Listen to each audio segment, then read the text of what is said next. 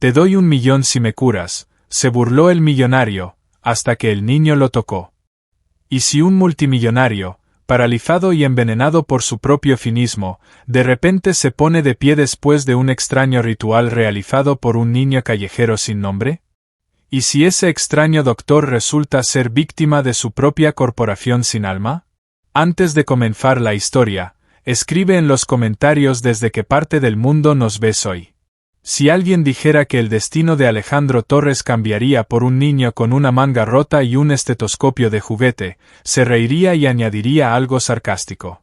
Pero todo empezó así. Alejandro Torres odiaba los parques, especialmente los domingos. Especialmente este ruidoso, con un fuerte olor a palomitas y multitud de niños que, por alguna razón, siempre corrían demasiado cerca de su silla de ruedas. Odiaba sus gritos, sus juguetes, su libertad. Él se sentaba en la sombra de Platón, rodeado de silencio. No porque el parque estuviera más tranquilo, sino porque la seguridad amablemente alejaba a todos en un radio considerable. Torres había sufrido un derrame cerebral años atrás. Su lado izquierdo estaba completamente paralizado, el derecho casi sin sensibilidad. Podía hablar, pensar, despreciar, y lo hacía con la habilidad de un bisturí. ¿Qué están jugando aquí?, resopló hacia el grupo de niños. Somos médicos, respondió alegremente una niña con 2 coletas y una carpeta de plástico en las manos. Salvamos vidas, salvan ustedes. ¿Sabían que todos mueren? Incluso ustedes, especialmente ustedes, si tratan a otros tan mal como se disfrazan. Los niños se quedaron desconcertados, alguien sollozó, pero un niño permaneció de pie, bajo, delgado, con la cabeza descubierta y una mirada muy seria. Tenía un estetoscopio rojo en el pecho, de juguete, pero lo sostenía como un cirujano su bisturí. ¿Quieres que te cure?, preguntó tranquilo, mirando directamente a los ojos de Torres. La burla en la voz de Alejandro fue casi cariñosa. Las mejores clínicas del mundo me pagan por curar. No pudieron hacerlo. Y tú, a cambio de un pastelito, vas a arreglar mi cerebro y mi espalda. No, respondió el niño, a cambio de 1.000.000. Si te levantas después de mi tratamiento, me das 1.000.000. Si no, nada. Alejandro lo miró con una mirada larga y analítica. Había visto mucho, mentirosos, estafadores, fanáticos. Pero en los ojos de ese niño llamado Lucas, como luego se supo, había algo diferente, una calma ajena a los niños. Una extraña seguridad. ¿Y cómo piensas hacerlo? La confianza es la condición principal. Debes permitirme hacer un ritual. No reír, no interferir, solo confiar. Torres sonrió. Sus guardaespaldas se miraron entre sí. Uno se inclinó.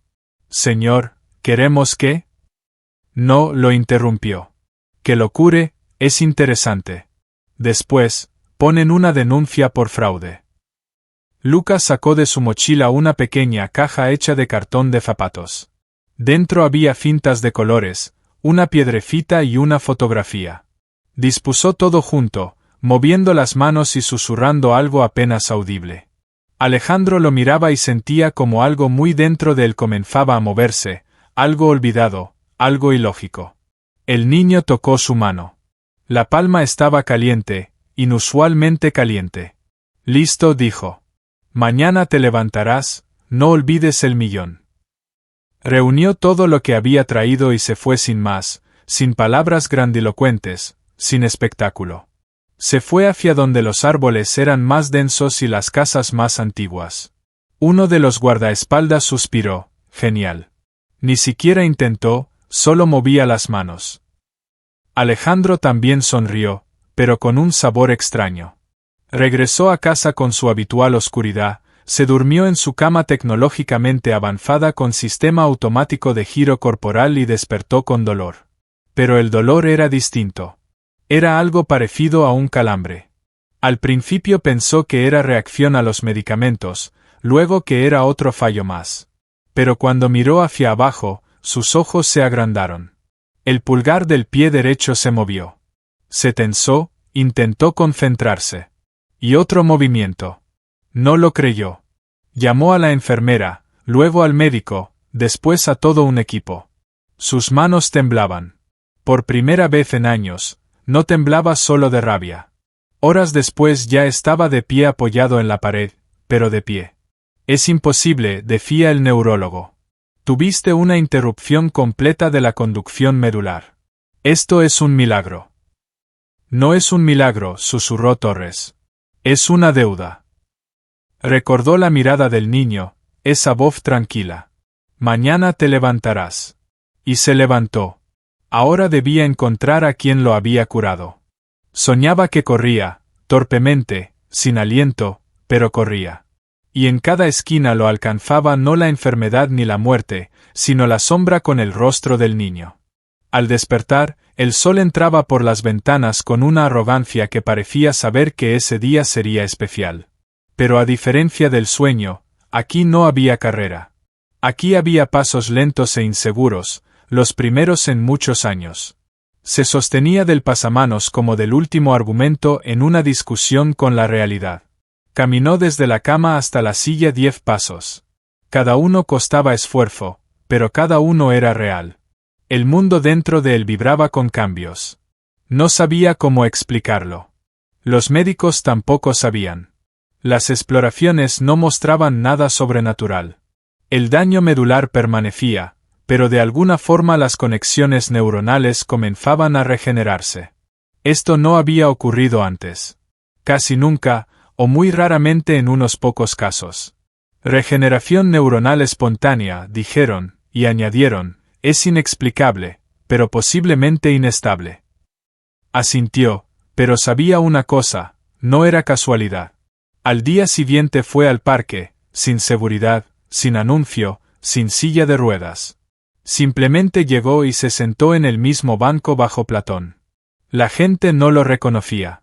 Un hombre canoso con bastón y un abrigo gris sencillo. Esperaba. ¿Dónde está ese niño?, preguntó a los niños que jugaban cerca. ¿Cuál? El del estetoscopio rojo. Se llama Lucas. Se miraron, se encogieron de hombros. Nadie sabía, nadie siquiera recordaba. Quizás venía de otro barrio, iba allí todos los días, se sentaba desde la mañana hasta la noche, a veces solo, a veces en grupo, a veces llegaban reporteros. La noticia del milagro ya empezaba a filtrarse en la prensa. Él se apartaba y buscaba a Lucas. Una noche, cuando las hojas ya caían sobre el asfalto, se sentó a su lado un hombre, un vagabundo con una chaqueta impregnada de humo, pero con ojos vivos. ¿Lo buscas?, preguntó en voz baja. Alejandro lo miró con desconfianza. A Lucas, sé de quién hablas. Vi cómo lo hizo. ¿Dónde está? No sé con certeza, pero un par de veces lo vieron cerca de una vieja escuela en las afueras, donde demolieron las casas. Ahora parece un refugio o algo así. El techo gotea, pero a nadie le importa. ¿La dirección? El hombre dio la intersección. Alejandro sacó la cartera, extendió un billete. No es por dinero, dijo el hombre alejando la mano. Solo es bueno que los ricos busquen a las personas correctas, y no al revés. La escuela de la que hablaba parecía arrancada del tiempo. Grafitis en las paredes, grietas en las ventanas cubiertas por maleza junto a la cerca. En la puerta un cartel, edificio en demolición, pero detrás se escuchaba la voz y la risa de niños. Alguien cantaba. Entró al patio, empujó la puerta.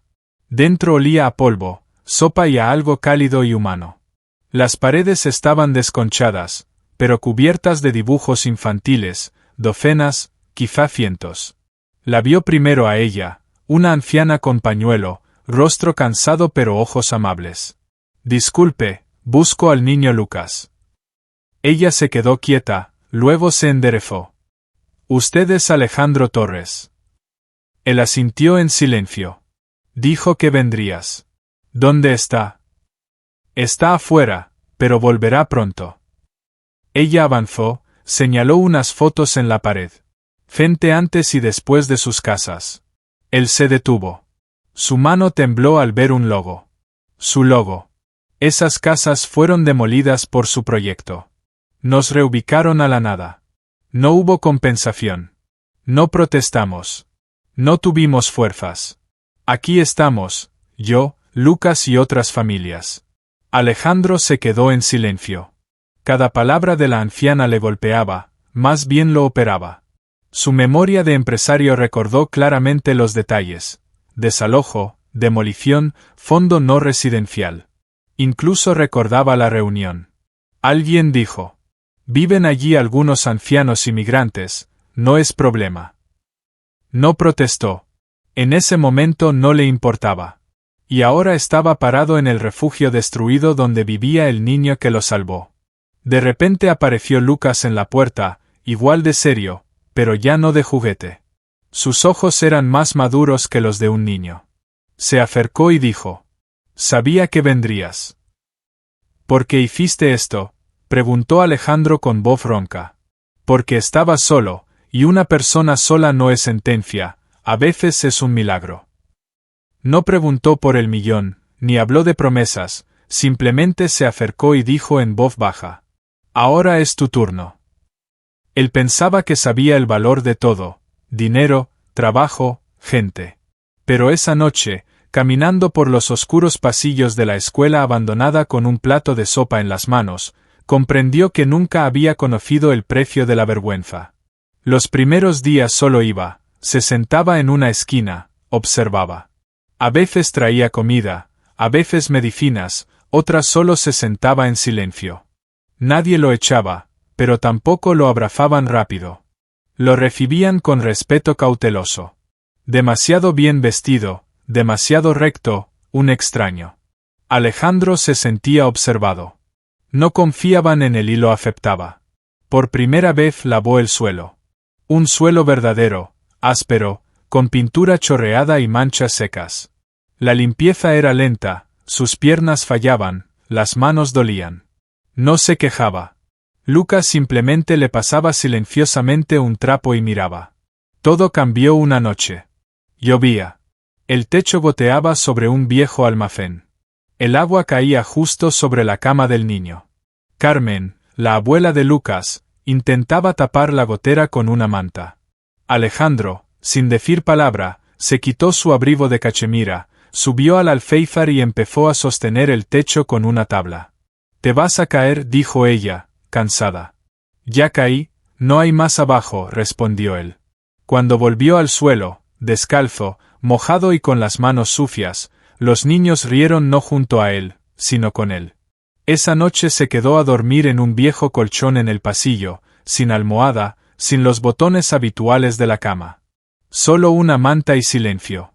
A la mañana siguiente Carmen le llevó una taza de té, se la entregó en silencio y se fue. Él entendió que ahora era uno de ellos. Lucas lo observaba con tranquila cautela. No mostraba entusiasmo abierto, solo aceptaba. Aquí estaba él, el hombre que estuvo arriba, ahora aquí, cerca, sin corona, sin silla. «¿Por qué callaste sobre la demolición de la casa?», preguntó una vez Alejandro. «¿Qué habría cambiado?», se encogió de hombros el niño. «No habríamos recuperado la casa. Ni al abuelo que murió allí, ni a los vecinos que echaron. Pensé que sería mejor que ustedes lo vieran por sí mismos. Yo vi. No vi solo destrucción, vi las consecuencias. Antes los números en los informes eran abstractos. Casas demolidas, sonaba a plan, no a tragedia. Ahora esas casas dormían en los pasillos, calzaban zapatos rotos, enseñaban a los niños a leer junto a ventanas por donde el viento soplaba. Cada noche llevaba algo necesario al refugio.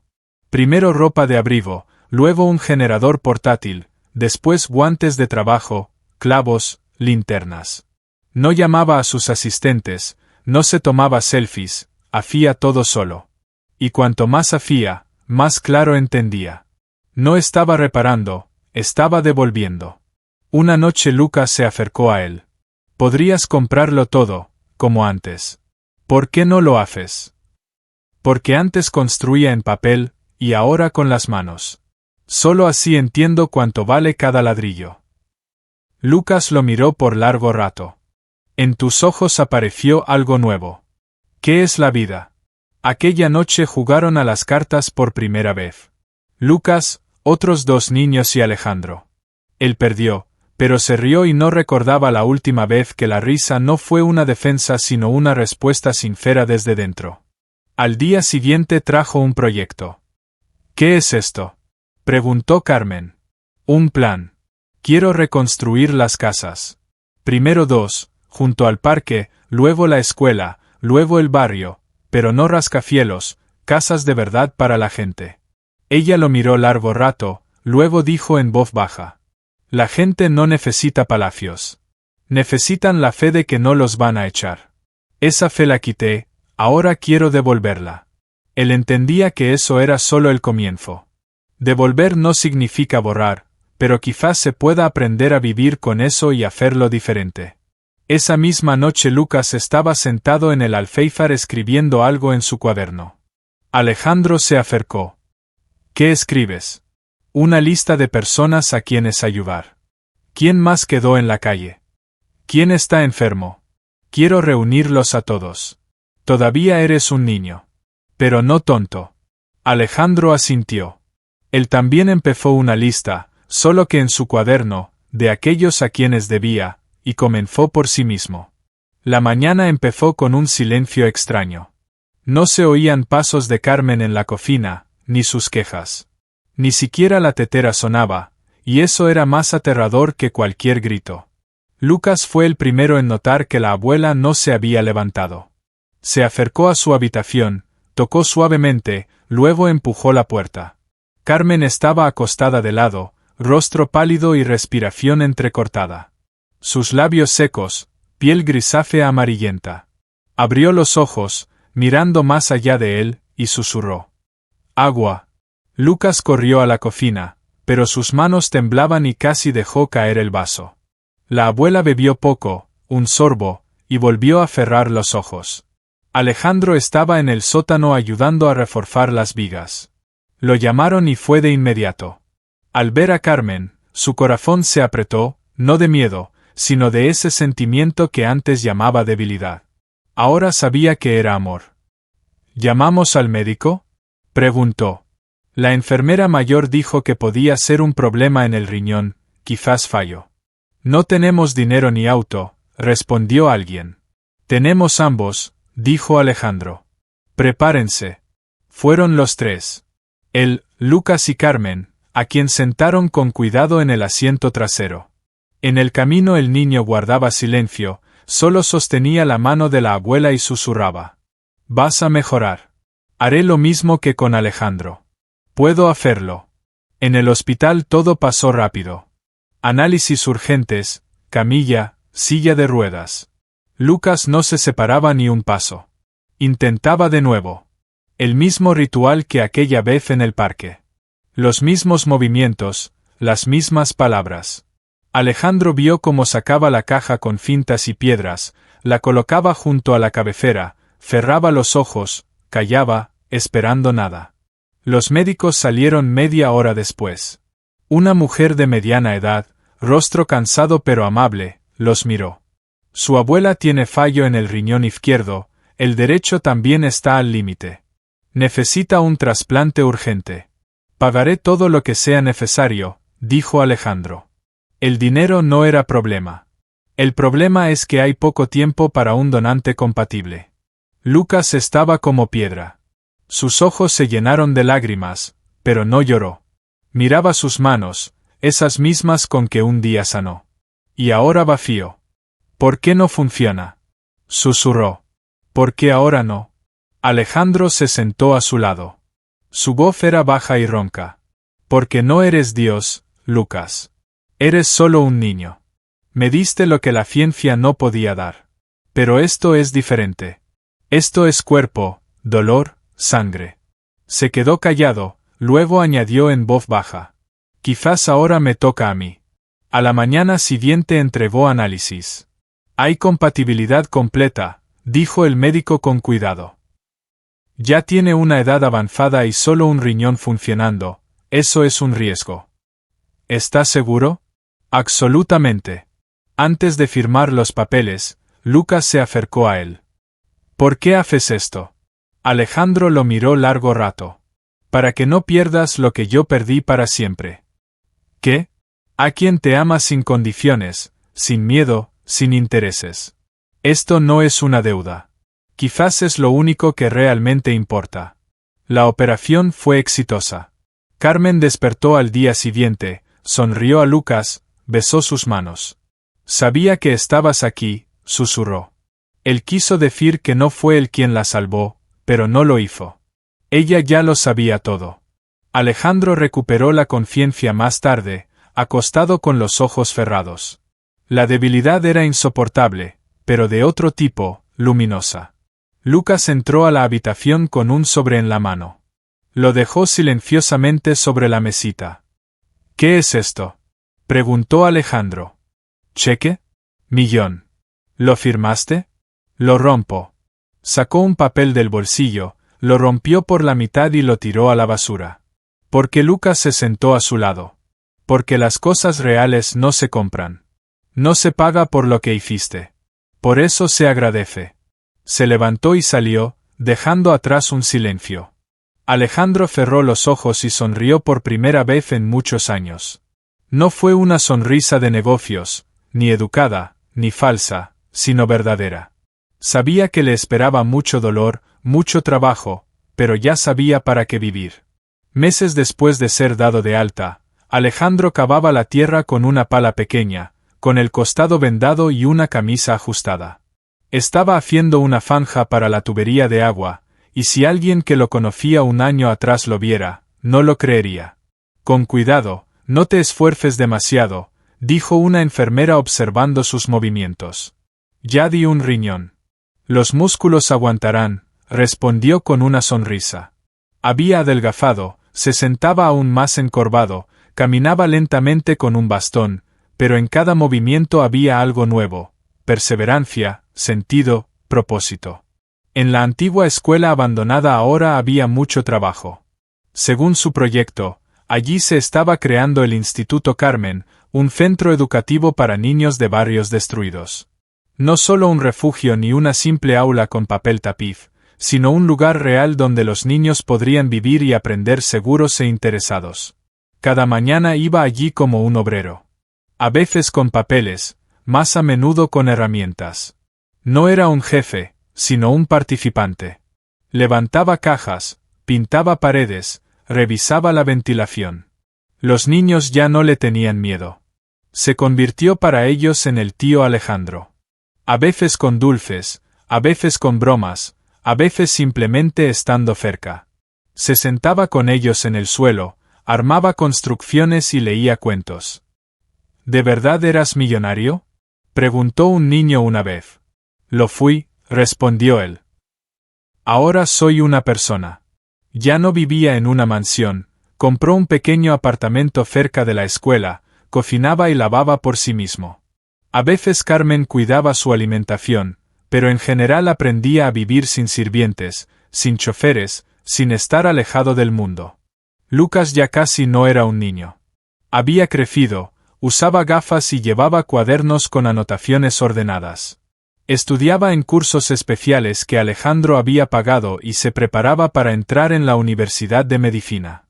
Él fue el primero en hablar en la inauguración del Instituto Carmen. La sala estaba llena: niños, padres, voluntarios, constructores, cámaras, funcionarios, todos estaban presentes. Pero el protagonista era él.